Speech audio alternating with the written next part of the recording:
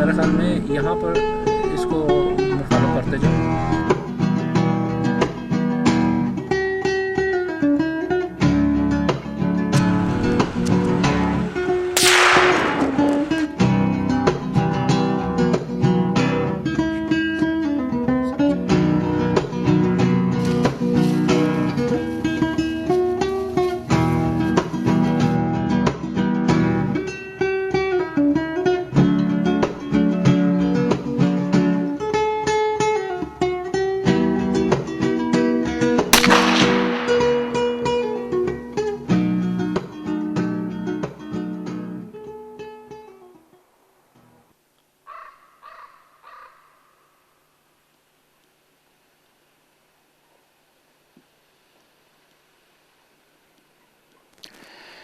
अस्सलाम वालेकुम। Programme hunting में खुश आमदीद। मैं हूं आपका होस्ट मुबशर अहमद। अल्लाह ताला ने कनाडा को बेशुमार मुख्तलिफ़ किस्म की नेमतों से नवाजा है। घने जंगलात से लेकर ऊंचे पहाड़, वसी झीलें और उसके साथ साथ खुले मैदान भी यहाँ पे हर तरफ पाए जाते हैं। इन सब सहूलतों को और नेमतों को कैनेडियन कौम ने बड़ी अच्छे तरीके से इस्तेमाल करना भी सीख लिया है। इस वक्त हम अल्बर्टा सूबे के शुमाल में एक जंगल में मौजूद हैं और यहाँ पे हम हंटिंग करने के लिए आए हैं। हंटिंग यहाँ पे मुख्तलिफ़ किस्म के जानवरों की होती है और उन सब जानवरों को शिकार करने के लिए उसके साथ बहुत से क़वाइद व ज़वाबित भी मौजूद हैं जिनका ख्याल रखना बहुत ज़रूरी है और इन क़वाइद व ज़वाबित को बड़ी सख्ती के साथ हुकूमत की तरफ से नाफिज किया जाता है। तो आप हमारे साथ रहिए इस प्रोग्राम में और हम इंशाल्लाह इस प्रोग्राम में आपको हर किस्म की मालूमात हंटिंग के मुतालिक, उसके क़वाइद व ज़वाबित के मुतालिक, जानवरों के मुतालिक, इलाके के मुतालिक और इसमें जो इस्तेमाल होने वाला साजो सामान है उस सब के मुतालिक हम आपको मालूमात वहाँ पहुँचाएँगे। तो हमारे साथ रहिए, देखते रहिए और अपनी मालूमात में इजाफ़ा कीजिए। शिकार के लिए हमने सब साजो सामान एक जगह पर इकट्ठा कर दिया था और इस सामान में खाने पीने से लेकर राइफ़लें, गोलियां, गर्म कपड़े, मुख्तलिफ़ छुरियां, कुल्हाड़ी, चूल्हा, सिलेंडर, स्लेड और तरपालें वगैरह शामिल थीं। दोपहर के बाद हम ये सामान ट्रकों में रख कर रवाना हुए और Whitecourt, Fox Creek, Grande Prairie और मेरथ्रोप वगैरह से होते हुए तकरीबन 600 किलोमीटर का फासला तय करके रात हम फेयरव्यू पहुँचे। फेयरव्यू के एक मोटल में रात गुजारकर हम अलग सुबह उस इलाके की तरफ रवाना हुए जहां हमें शिकार खेलना था।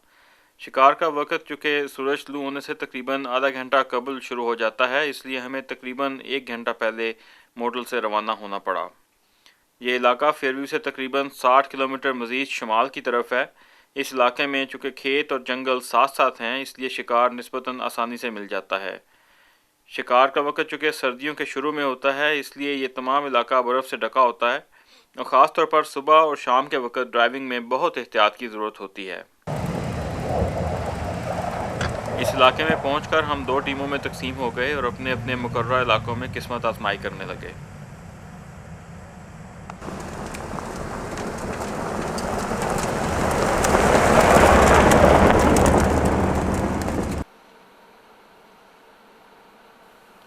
इस इलाके में तीतर की बहुतात है और यहाँ मुख्तलिफ़ किस्मों के तीतर पाए जाते हैं, लेकिन हम हर तरह का तीतर शिकार नहीं कर सकते।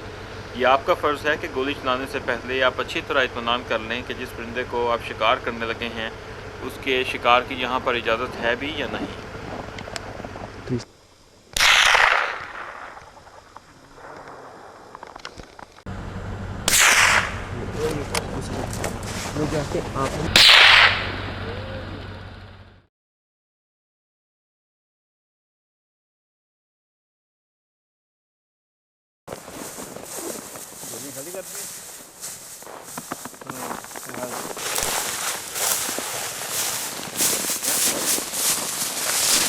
I think That's it. The one in the front, that's a little one. That's a fawn, right? That's a small. That's a kid. The one in the back is the big sized doe.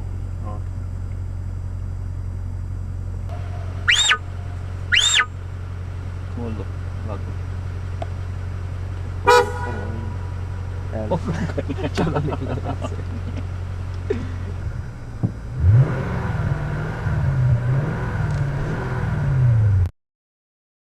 इस इस वक्त मेरे साथ Alberta सूबे के माने हुए शिकारी इनाम इलाही खान साहब और उनके बेटे नुमान इलाही खान साहब मौजूद हैं। तो हम इनाम और नुमान खान साहब से सवाल करते हैं हंटिंग के बारे में कि हमें वो बताएं कि वो कब से हंटिंग कर रहे हैं और इसके लिए क्या क्या चीज़ों की हमें ज़रूरत होती है। तो इनाम साहब खुश आमदीद। अस्सलाम वालेकुम रहमतुल्लाह। वालेकुम सलाम। इनाम साहब, आप हमें बताना पसंद करेंगे कि आप कितने अरसे से कनाडा में हंटिंग कर रहे हैं? मैं तकरीबन 12 साल से अल्बर्टा में हंटिंग कर रहा हूँ। तो 12 साल से जो आप हंटिंग कर रहे हैं, बेसिकली आपको आके कुछ करना पड़ा था या आपने जाके स्टोर से एक बंदूक खरीदी और आके यहाँ पे जानवरों को मारना शुरू कर दिया? नहीं जी, यहाँ पर वाइल्ड लाइफ मैनेजमेंट और गवर्नमेंट की तरफ से बाकायदा एक प्रोग्राम है जिसमें आप एक सेफ्टी कोर्स करते हैं, उसके बाद आप गन ख़रीद सकते हैं। जब तक वो नहीं ख़रीदते उस वक़्त तक आप गन जो है वो ख़रीद नहीं सकते। उसके साथ ही एक फ़र्स्ट टाइम हंटिंग कोर्स है, वो कोर्स लाजमी है। जब वो आप कोर्स करते हैं तो उसके बाद आपको परमिशन मिलती है कि आप हंटिंग कर सकें। अच्छा, तो ये कोर्स जो करना पड़ता है, नवाज साहब आप तो मुझे काफ़ी माशाल्लाह यंग लग रहे हैं, तो ये कोर्स आपने भी किया हुआ है या आप सिर्फ डैड के कोर्स पे गुजारा कर रहे हैं? जी, मैंने भी कोर्स किया हुआ है। पहले तो साथ ही जाके सिर्फ देखता था कि साथ में ऑब्ज़र्व करता था कि क्या करते हैं डैड। फिर जब उम्र हुई तो हमने जाके भी कोर्स किया, तो उसके बाद ही फिर मैंने भी राइफ़ल चलानी शुरू की है। ये उम्र हुई से आपकी क्या, कितने साल की एज की लिमिट थी कि आप कोर्स कर सकते थे? 12 साल के बच्चे जाके वो कोर्स कर सकते हैं, फ़र्स्ट टाइम हंटिंग कोर्स जो कर सकते हैं। फिर उसके साथ वो पेरेंट के साथ जिनके साथ फुल लाइसेंस है उनके साथ जाके वो शिकार किया सकते हैं। Very good. तो इनाम साहब, आप मुझे ये बताएं कि इस वक्त शदीद सर्दी है, यहाँ पे बर्फ़ पड़ी हुई है और हम इस वक्त एडमिंटन शहर से कुछ 600 किलोमीटर शुमाल में आए हुए हैं। तो यहाँ तक आने की क्या ज़रूरत थी? शहर के करीब क्या हिरन नहीं मिलते या जानवर नहीं मिलते या कोई हुकूमत की ऐसा कोई पाबंदी है कि शहर को कोई नुकसान होगा या क्या, क्यों आप हमें इतनी दूर लेके आए हैं? मुबशर साहब, ऐसे है कि जानवर तो हर जगह बहुत है। अल्बर्टा जो है उसमें वाइल्ड लाइफ जो है बहुत ज़्यादा है और वाइल्ड लाइफ इतनी ज़्यादा है उसको जो कैनेडियन गवर्नमेंट है और वाइल्ड लाइफ मैनेजमेंट है, इन्होंने इस तरीके से इसको मैनेज किया हुआ है कि हर इलाके इसको मुख्तलिफ़ इलाकों में WMU में डिवाइड किया हुआ है। और आप अगर उसका जून में शुरू होता है इसका ड्रा सिस्टम। जब ड्रा जो है आप अप्लाई करते हैं, उसमें देखते हैं कि कौन सा जानवर आपने मारना है और उसमें जैसे मूस है, एल्क है, बेयर है और म्यूल डियर है, इनके बाकायदा ड्रा अप्लाई जून में करते हैं और जुलाई में उनके रिज़ल्ट्स आते हैं। और उसके बाद आप जिस इलाके का आपने अप्लाई किया हुआ है, अगर आपका ड्रा हो जाता है तो फिर आप उस एनिमल के लिए उस इलाके में ही जाते हैं और उस इलाके के अलावा आप वो एनिमल कहीं नहीं मार सकते। तो आपका कहने का मतलब है कि यहाँ पे आज हमने म्यूल डियर का अगर हम शिकार करने वाले हैं, तो ये जो हम म्यूल डियर का शिकार करने वाले हैं, इस इलाके में हमें एल्क भी नज़र आए हैं सुबह। तो आपका मतलब है कि हम एल्क को गोली नहीं मार सकते, म्यूल डियर को मार सकते हैं। लेकिन अगर हम सड़क के उस तरफ चले जाएं तो वहाँ पे भी हम म्यूल डियर मार सकते हैं कि हमारे पास म्यूल डियर की इजाज़त है या क्या चक्कर है? यहाँ पर जो ड्रा हमने अप्लाई किया था वो म्यूल डियर का अप्लाई किया था और यहाँ हम सिर्फ म्यूल डियर ही मार सकते हैं। बाकी जो एनिमल हैं, जिस तरह एल्क का नर है और वाइट टेल नर है, ये दोनों जानवर जो है ये जर्नल लाइसेंस पर हम यहाँ शूट कर सकते हैं। ठीक है। नुमान साहब, आप मुझे बताएं कि आप आजकल किस किस्म की गन इस्तेमाल कर रहे हैं हंटिंग के लिए? जी, मैंने 38-6 पहले तो डैड इस्तेमाल करते थे, तो आगे मुझे दी गई थी, तो उसी पे मैं टारगेट भी प्रैक्टिस करता हूँ, सब कुछ करता हूँ। यहाँ पर आके फिर शिकार पे 38-6 ही इस्तेमाल करता हूँ। तो इस दफ़ा आपके पास कोई ड्रा वगैरह निकला हुआ है? कोई कौन सा जानवर इस दफ़ा आपने शिकार करना है? हमारे जनरल टैग जो हैं, जो वाइट टेल डियर के टैग हैं, और एक दूसरी WMU में मेरा कैफ मूस का टैग निकला हुआ है। ठीक है, हमारे साथ रहिए तो देखते हैं हम क्या शिकार कर सकते हैं। म्यूल डियर हमें आसानी से मिलता है या कैफ मूस मिलता है, तो साथ रहिए हमारे और देखते रहिए। अल्बर्टा में हंटिंग के मुख्तलिफ़ तरीके हैं। आप ट्रक के ऊपर भी जंगल के अंदर आ सकते हैं, आप पैदल चल के भी जा सकते हैं और आप गन के साथ भी शूट कर सकते हैं। उसके साथ साथ आप तीर कमान का इस्तेमाल भी कर सकते हैं। जिस चीज़ के साथ आप कंफर्टेबल हों आप वो तरीका इस्तेमाल कर सकते हैं। लेकिन सबसे जो पॉपुलर तरीका है वो ट्रक के ऊपर इन जंगलों में आने का है। उसके लिए आपको एक अच्छी क्वालिटी का ताकतवर 4x4 ट्रक चाहिए होता है। उसकी वजह यह है कि इलाका काफ़ी जो है वो रगड टेरेन है बेसिकली, और सड़कें ऊंची नीची हैं और पहाड़ी इलाका भी है। उसके अलावा अब जब बर्फ़ पड़ जाती है तो फिर 4x4 ट्रक के बगैर जो है यहाँ से गाड़ी का निकालना बहुत मुश्किल हो जाता है। इस इलाके में मुख्तलिफ़ किस्म की ज़मीन भी पाई जाती है। बाज़ खुले मैदानी इलाके हैं जिसको हम फार्म लैंड कहते हैं, उसके साथ साथ बाद ऐसे इलाके हैं जहाँ पे जंगल पाए जाते हैं। इन जंगलों में और मैदानी इलाकों में एक ख़ास फ़र्क जो है वो ये है कि बाज़ जगह जो हैं वो क्राउन लैंड है, यानी कि हुकूमत की इजारादारी है वहाँ पे, और बाज़ जगह जो हैं वो प्राइवेटली ओन्ड हैं। अब जो तो इलाका हुकूमत के उसमें कब्ज़े में है, वहाँ पे तो आप चूँकि आपने टैक्स ख़रीदा हुआ है, आपका ड्रा निकला हुआ है, तो आप उस हुकूमत की इजाज़त से वहाँ पे आप शूटिंग कर रहे हैं, आप शिकार कर रहे हैं, उसमें आपसे कोई सवाल जवाब नहीं किया जाता। लेकिन अगर आपने किसी प्राइवेटली ओन्ड, अगर मैं वहाँ पे जाके शिकार करना चाहूँ तो वैसे तो इखलाकन भी, लेकिन यहाँ पे कानूनी लिहाज से मुझे उस किसान से जाके पहले इजाज़त लेनी पड़ेगी। उसको मुझे बताना पड़ेगा कि मैं तुम्हारी ज़मीन में आ रहा हूँ और मैं यहाँ पे शिकार खेलना चाहता हूँ। अगर वो मुझे इजाज़त दे तो मैं शिकार कर सकता हूँ, अगर वो मुझे इजाज़त ना दे तो मैं वहाँ पे शिकार नहीं कर सकता। उसके बावजूद अगर मैं वहाँ पे शिकार करूँ तो मेरे लिए वो बहुत ज़्यादा कानूनी पेचीदगियाँ जो हैं वो पैदा हो सकती हैं।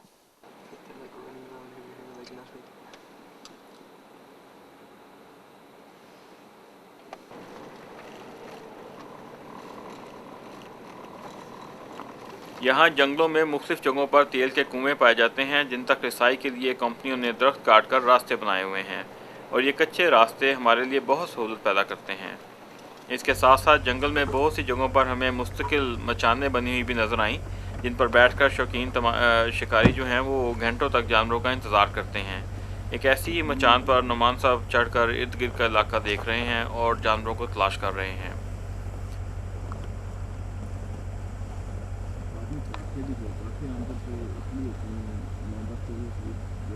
अल्बर्टा कंजर्वेशन एजुकेशन नाम का एक इदारा अल्बर्टा में हंटिंग की तरबियत देता है। यहाँ ये उम्र आपके लिए दिलचस्पी का बायस होगा कि अल्बर्टा सूबे की आबादी तकरीबन 3.25 मिलियन है, और दिसंबर 2006 तक ये इदारा तकरीबन 1 मिलियन लोगों को, यानी कि अल्बर्टा की तकरीबन 33% आबादी को हंटिंग की तरबियत फ्राहम कर चुका था। इससे आप अल्बर्टन माशरे में शिकार की अहमियत के बारे में भी जान सकते हैं, और ये कोर्स आप इंटरनेट के ज़रिए भी कर सकते हैं और क्लासरूम में दूसरों के साथ बैठकर भी। इसके साथ साथ गन के लाइसेंस के लिए भी तकरीबन 4 घंटे का एक कोर्स करना ज़रूरी है जिसमें गन से मुतल्लिक तमाम एहतियाती तदाबीर सिखाई जाती हैं।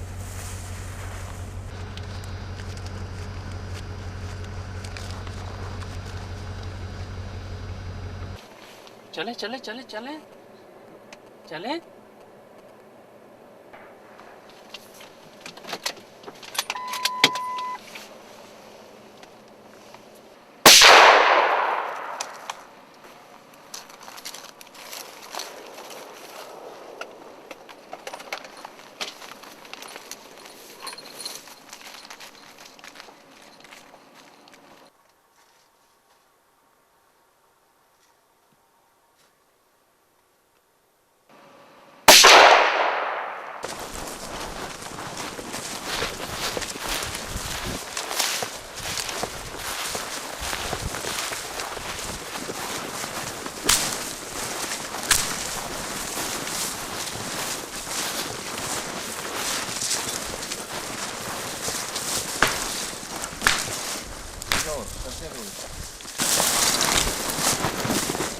ये एंटलर दरख्त को मारते हैं उसके लिए, कि दिखाने के लिए कि रेडी है।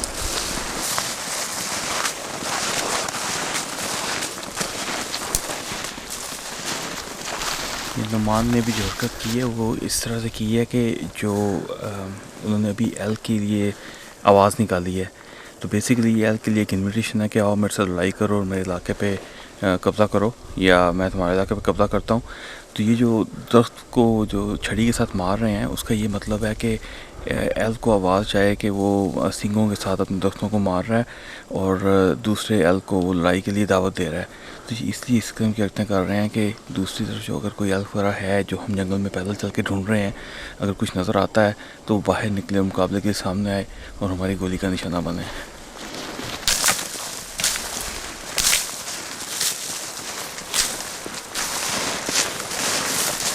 जंगल में हम ज़रा अंदर आ चुके हुए हैं, तो अब हमारे लिए बेहतर होगा कि हमने जिस किस्म की आवाज़ें निकालनी है थोड़ी देर के लिए हम खामोशी इख्तियार करके एक कोने में बैठ जाएं और देखें कि अगर कोई जानवर बाहर निकलता है कि नहीं।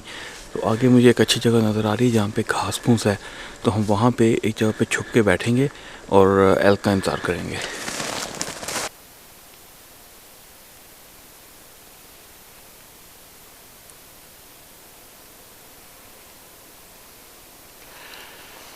इस वक्त हम जंगल में छुप के बैठे हुए हैं एक जगह पे। थोड़ी देर पहले नमाज साहब जो है वो एल्क को कॉल कर रहे थे। हमारे बैक साइड पे एक वैली है, उस वैली की तरफ से एक उसकी आवाज़ आई है वापस। उस आवाज़ के साथ जो है वो हमें लगा है कि एल्क इस तरफ को आ रहा है। उसकी एक वजह ये भी है कि एल्क की सुनने की हिस्सा है वो बहुत तेज़ होती है, और जब उसको आवाज़ आती है तो वो फ़ौरन पता लगा देता है कि आवाज़ किस तरफ से आ रही है और एग्जैक्ट उस स्पॉट की तरफ जाता है अगर वो लड़ने के मूड में हो। क्योंकि जो सबसे बड़ा एल्क होता है वो रिवर का सरदार होता है, और वो अपने पूरे रिवर को इकट्ठा रखना चाहता है, और अगर कोई और मेल एल्क उसे चैलेंज करता है तो वो सबसे पहले बड़ा एल्क जो है वो लड़ने के लिए आता है। तो अब हम जिस जगह से हमने कॉल की थी वहाँ से कुछ दूर आके हमें ये छुपने की जगह मिली। अब हम यहाँ पे छुप के बैठे हुए हैं और हम इस इंतज़ार में हैं कि किसी तरफ से एल्क वो सामने आए और हम उसका शिकार कर सकें। एक चीज़ मैं आपको ये बताता चलूँ कि यहाँ पे बैठने के लिए आप देख रहे हैं कि यहाँ पे बर्फ़ पड़ी हुई है और इस वक्त भी स्नोफॉल हो रही है। टेम्परेचर कोई बहुत ज़्यादा नहीं है, सिर्फ -6 के करीब है, जो कि इस इलाके में कोई इतनी ख़ास सर्दी नहीं है। लेकिन जब आपने ऐसे बैठना हो सकता है हमें 15 मिनट में हेल्प मिल जाए, हो सकता है हमें यहाँ पे 2 घंटे ही बैठना पड़े। लेकिन जितनी देर आपने यहाँ पे बैठना है उसके लिए ज़रूरी है कि आप उसी अंदाज से तैयार हो गए हैं। आप देख रहे हैं मैंने टोपी पहनी है, ये टोपी है, अच्छी जैकेट पहनी हुई है, और ख़ास तौर पे जूते, क्योंकि आपके पैर जो हैं वो बर्फ़ के अंदर हैं हर वक्त, तो उसकी वजह से आपके पैर बहुत ठंडे हो सकते हैं। तो ख़ास तौर पे उसके लिए मुकम्मल तौर पे जो है वो आप तैयारी करके आएँ। और देखते हैं अभी कुछ देर में हमें यहाँ पे क्या मिलता है। कुछ नजर आया? नमाज साहब अपनी आंखें टिकाए बैठे हुए हैं और देख रहे हैं कि शायद इस साइड से कहीं से हमें आवाज़ आई थी, लेकिन एल की जो हिस्सा सुनने की वो डेफिनेटली हमारे से बहुत तेज़ है। सो नॉट श्योर कि इस साइड से आएगा या इस साइड से आएगा, लेकिन हम उसके लिए अब छुप के बैठे हुए हैं।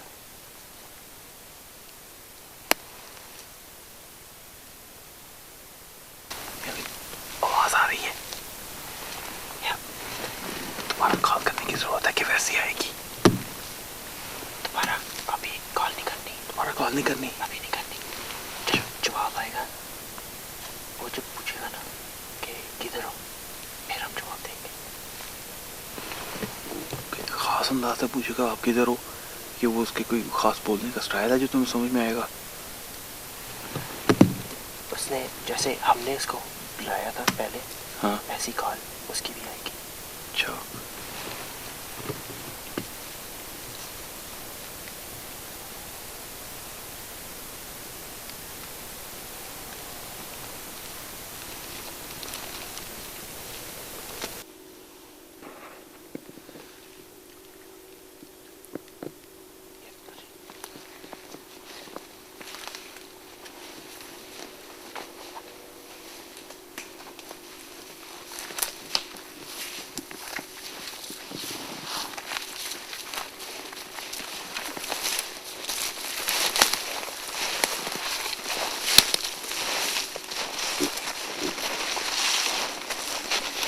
तकरीबन 20-25 मिनट तक बैठे रहे हैं।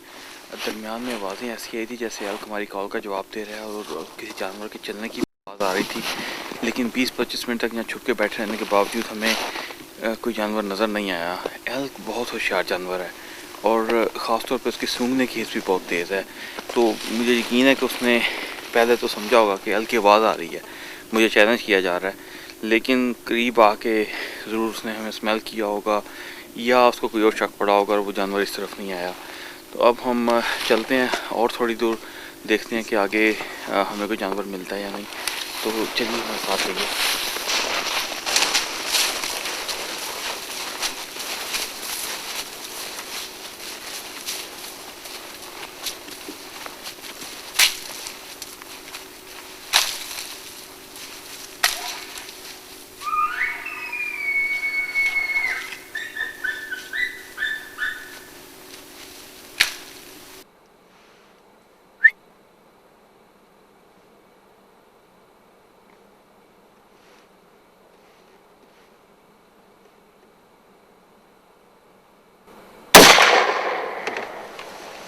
get it. You didn't get it.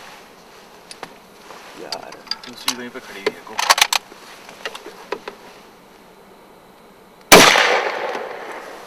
You got that one. You got that one.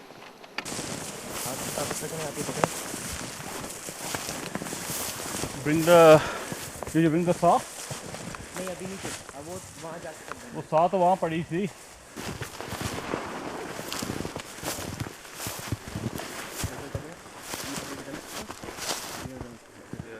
You grab the stove with one hand and you cut it right there.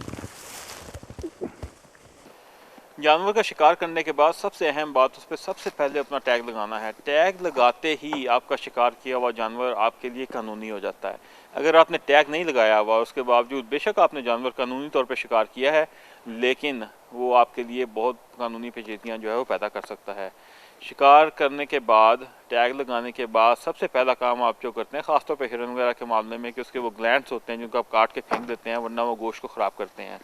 दूसरी सबसे अहम बात जो आप करते हैं वो जानवर का पेट चेक करके उसका सारी आंतें वगैरह और उसका मैदा वगैरह जो है वो सारा कुछ उसमें उसके पेट से निकाल दिया जाता है.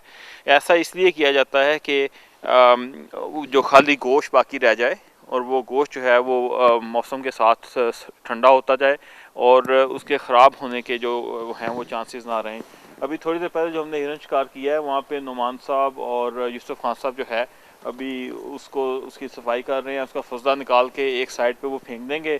इसमें ख़ास तौर पे हमें ये ख्याल रखना होता है कि हम सामने किसी के इस चीज़ को ना फेंकें ताकि बाद में आने वालों के लिए वो जो है गंदगी का बायस ना बने. उसको एक साइड पे फेंक देते हैं और उसको यहाँ से उठाते इसलिए नहीं हैं कि इसके ऊपर बहुत सारे दूसरे जंगली जानवरों के खाने पीने का इंतज़ाम होता है. अगर हम कल शाम के वक्त यहाँ पे आएँ या एक दो दिन ठहर के आएँ तो यहाँ से हमें कोई भी चीज़ नहीं मिलेगी. जितने तफैलिए जानवर हैं दूसरे, गीदड़ हो गए, लोमड़ी हो गई, इस किस्म के दूसरे जानवर जो हैं वो इन चीज़ों को फ़ौरन आके खाना शुरू कर देंगे, और कौवे ख़ास तौर पे, और ये दूसरे जानवरों के लिए रिस्क का बायस भी बनेगा. अल्बर्टा में जो तीर कमान के ज़रिए शिकार किया जाता है वो शिकार का मौसम तकरीबन अगस्त के वस्त में शुरू हो जाता है. अगस्त के वस्त में उसको शुरू करने की एक बड़ी वजह यह है कि उस वक्त मौसम बहुत बेहतर होता है और जो तीर कमान के ज़रिए आमतौर पर शिकार किया जाता है वो पैदल चल के या क्वाड के साथ जंगल के अंदर जाके जानवर को तलाश करके उसके करीब जाके उसका शिकार किया जाता है. जबकि ज़्यादातर लोग जो गन वगैरह का इस्तेमाल करते हैं वो शिकार करने के लिए सितंबर, अक्टूबर और नवंबर का महीना उन्हें दिया जाता है. ये महीने इस लिहाज से बहुत अहम है कि इस महीने में जो छोटे जानवर जिनकी पैदाइश फरवरी, मार्च, अप्रैल के महीनों में हुई होती है वो इस वक्त इतने मैच्योर हो चुके हो जाते हैं कि वो अपने बड़े जानवरों के बगैर उनका गुजारा हो सकता है. तो ये एक बड़ा इन्होंने तरीके से सोच के एक इसका साइकिल जो है वो रखा हुआ है.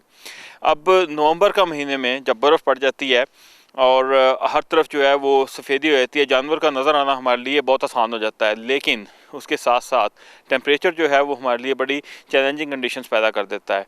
अब सर्दी जब बढ़ जाती है तो जानवर ऑटोमेटिकली बाहर निकल के धूप में आके खड़ा होने की कोशिश करता है ताकि वो सूरज से गर्मी हासिल कर सके. तो उसके लिए तो वो अच्छी चीज़ हो जाती है, लेकिन हमारे लिए वो एक काफ़ी ट्रेचरस जो है वो बन जाता है. उसके साथ साथ हमें जो पहले का वक्त है जिसमें आप कह लें सितंबर का महीना जो है और अक्टूबर का पहला हाफ जो है उसमें टेम्परेचर तो बेशक इतना नहीं गिरता, लेकिन उसमें जानवर भी इतनी आसानी से नहीं मिलता, क्योंकि जानवर की नफ्सियात ये है कि वो शाम के वक्त बाहर निकलता है, मैदान की तरफ आता है, घास चरता है और सुबह होते ही वो वापस जंगलों के अंदर घुस जाता है. और एक बार जब जानवर जंगल के अंदर घुस जाए तो दरख्तों के दरमियान में उसे ढूंढना जो है वो बहुत मुश्किल हो जाता है. ये जो आप अभी निशान देख रहे हैं ये गालिबन हिरन के पाँव के निशान हैं. इनको हम ट्रैक्स बेसिकली कहते हैं, जो जानवर के गुजरने की वजह से यहाँ पे बनते हैं. जब बर्फ़ पड़ जाती है तो उस वक्त ये ट्रैक्स बहुत नुमायाँ हो जाते हैं और यहाँ जो पैदल शिकार करने वाले लोग हैं या क्वाड्स के ऊपर जो मोटरसाइकिल की तरह के 4 पहियों वाली मोटरसाइकिल की तरह की एक सवारी है उसमें आने वालों के लिए बहुत मददगार साबित होते हैं. अब जानवर तो जंगल में हर वक्त हर तरफ पाया जाता है और हर तरफ वो चलता फिरता भी रहता है. तो बेसिकली सुबह के वक्त और शाम के वक्त जो है वो जानवर ज़्यादा चलता फिरता है, और उसके जो ट्रैक्स हैं आप उनको देख के ये अंदाज़ लगा सकते हैं कि यहाँ से किस वक्त कितने जानवर गुजरे हैं, और आप उसके हिसाब से बाज़ औक़ात दरख्तों पे मचाने बना के वहाँ पे आप छुप के बैठ सकते हैं और जानवर का शिकार कर सकते हैं।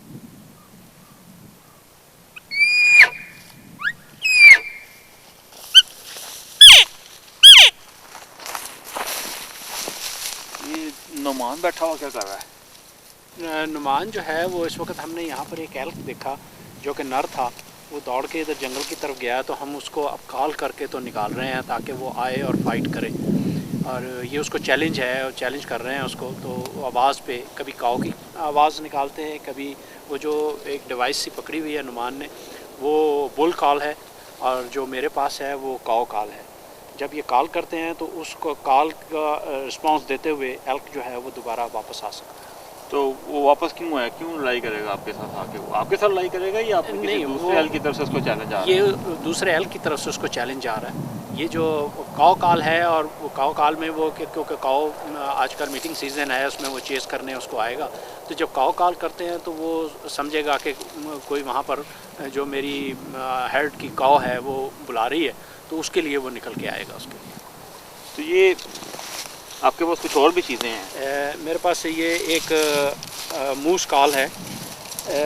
ये और भी बहुत सी बाज़ार में मिलती हैं, लेकिन एक सिंपल हमने घर पे बनाई हुई है। इसका बड़ा सिंपल तरीका है कि ये एक इस तरह सिलेंडर सा लेके उसके अंदर एक लेसेस जो है उसके यूज़ कर लेते हैं हम। देख सकता हूँ, ये देख सकते हैं आप, ये तो बिल्कुल एक खाली डब्बा खाली डब्बा जो है इससे आवाज़ दूर तक जाती है। इसको मैं आपको चला के बताता हूँ कि मूस को कॉल करना हो, बुल मूस को, तो उसके लिए हम इसको वेट कर लेते हैं स्ट्रिंग को। जब इसको गीली से आएगी, सूखी से आवाज़ नहीं आएगी। जब इसको गीला कर लें उसके बाद ये आवाज़ के लिए उसके ऊपर सिलेंडर लगाया गया।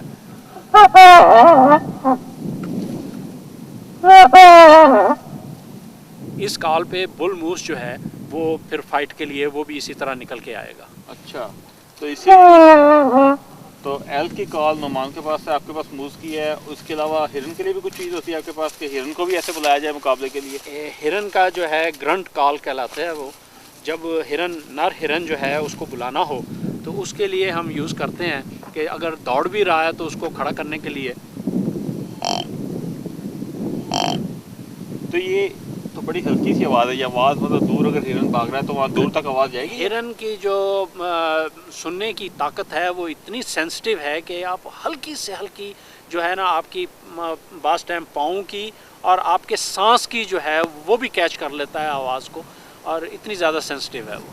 तो इस आवाज़ को वो जितनी भी मध्यम हो इसको बल्कि कवर करके निकालते हैं आवाज़, और वो सुन लेता है और वो वहीं खड़ा हो जाएगा और फिर उसके मुकाबले के लिए आएगा। तो ये बेसिकली आप ये कॉल्स वगैरह के ज़रिए आप जानवर को एक जगह पे रोकने में आपको ये मदद देती है? इसे रोकने में और बुलाने में, दोनों चीज़ें। यूँ ही जानवर भाग रहा है, आप ये कॉल करते हैं, जानवर रुक जाता है और आपको वहाँ पे गोली चलाने का वहाँ पर वो हमें जो उसका जितने सेकंड देगा, हमें 1 मिनट देगा या सेकंड देगा, उसमें वो टाइम मिल जाता है कि हम उसको शूट कर सकते हैं। तो ये एक और तरीका है जिसमें आप जानवर की नफ्सियात से खेलते हुए उसका आप फ़ायदा उठा सकते हैं।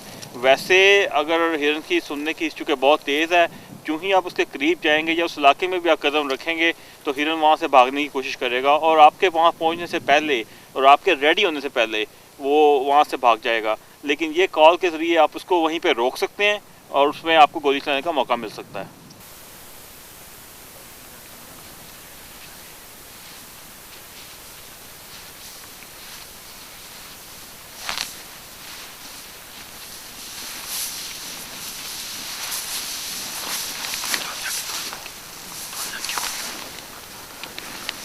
ये जानवर है कुछ? जानवर एक नज़र आ रहा है। हिरन है मेरा ख्याल है हिरन है। इसको देख सकते हैं अभी।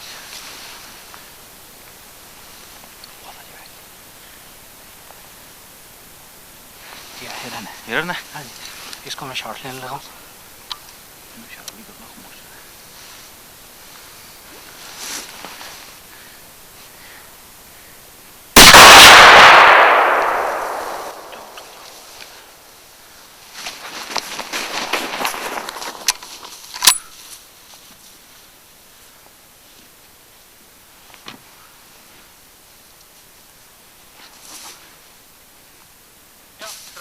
गिर गया। गुड। क्या था? हिरन था? बहुत बड़ा। अच्छा। नज़र तो आ रहा है 5 उसका पॉइंट है और ड्रॉप हो गया वो। तो ये मुझे नज़र नहीं आया, आपको नज़र आ गया? या हाँ, सिर्फ उसके सींग देखे थे। अच्छा। वो थोड़े से मूव हुए तो उसके ऊपर शक पड़ा। तो जब मैंने कंफर्म किया स्कोप के ज़रिया, उसके अपने दूरबीन के ज़रिया, तो वहाँ पर खड़ा था वो। तो वो उसने बस हमारी तरफ देखा ही है, तो उतनी देर में मैंने शॉट लिया। किल शॉट था विंग ड्रॉप तकरीबन। या ये जो मैंने इसमें रेंज फाइंडर में देखा था ये 80-85 यार्ड पे था। तो रेंज फाइंडर से आपकी क्या मुराद है? रेंज फाइंडर जो है दूरबीन के अंदर लगा हुआ है, जो उसका डिस्टेंस बताता है अच्छा कि कितनी दूरी पे जानवर खड़ा है। तो इसके साथ फिर आपने देख के उसको उसके हिसाब से एडजस्ट किया? इस तरह इसको जो है अगर तो 100 इसको 200 यार्ड पे हमने सेट किया हुआ है, तो वो कम फासला था, इसलिए कम फासले के लिए तो कोई प्रॉब्लम नहीं होती। अच्छा। लेकिन ज़्यादा फासला हो तो इसके ऊपर जो ये लगा हुआ है मीटर, ये जो इसका इसको चेंज कर सकते हैं आप। अगर 300 यार्ड है तो 3 पे कर लें, और 400 पे कर लें, 800 पे कर लें, तो आप इसको एडजस्ट कर सकते हैं। ये रेंज फाइंडर, बिनोकुलर्स, दूरबीन और स्कोप, और उसके बाद इसकी गोली ये सारा कुछ जो है वो उसके हिसाब से फिर एडजस्ट कर। ये बताएं जी कि जब आपने मुझे ये कपड़े खरीदने के लिए फोर्स किया, जी ठीक है, पैसे खर्च करवाए, अच्छी वाली जीन्स की पैंट मैंने पहनी हुई थी, जी आपने कहा उसका कोई फ़ायदा होगा, जी। तो ये हिरन ने मैंने नहीं था देखा? हिरन ने ये देखा ज़रूर, क्योंकि वो कलर ब्लाइंड होते हैं। अच्छा। उसने ये ज़रूर देखा कि कुछ चीज़ मूव कर रही है। हाँ। लेकिन उसको ये नहीं पता उसके, क्योंकि कलर ब्लाइंड होने की वजह से जब आपने ये पहने हुए हैं तो उसने यही समझा होगा कि या तो कोई झाड़ी है जो हवा से हिल रही है या कुछ, तभी उसने खड़े होकर देखा हमें एकदम से। और उसमें जो है वो अगर आप दूसरे कपड़ों में होते तो उसको कुछ और चीज़ महसूस होती। इस तरह वो हर चीज़, उसकी सेंस बहुत तेज़ है, वो हर चीज़ को जज कर लेता है। और सही है, तो चलें फिर पकड़ते हैं, चलें जी, उठाते हैं इसको, सफाई करें, चलते हैं।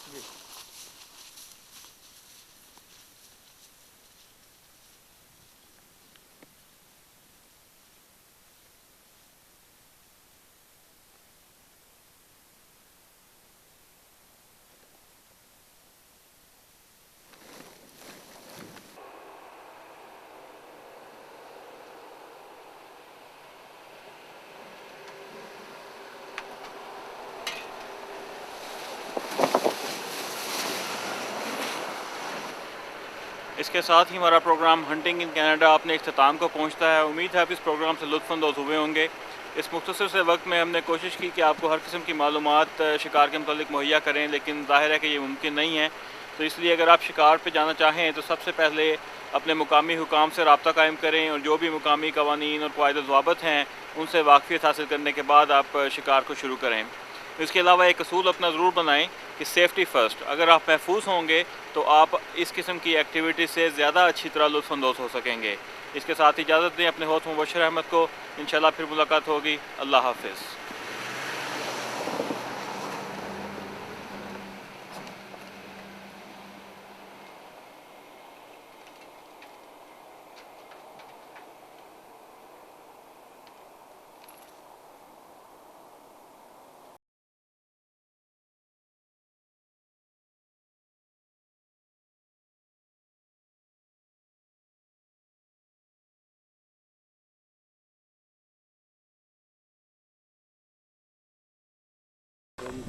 ओह ओह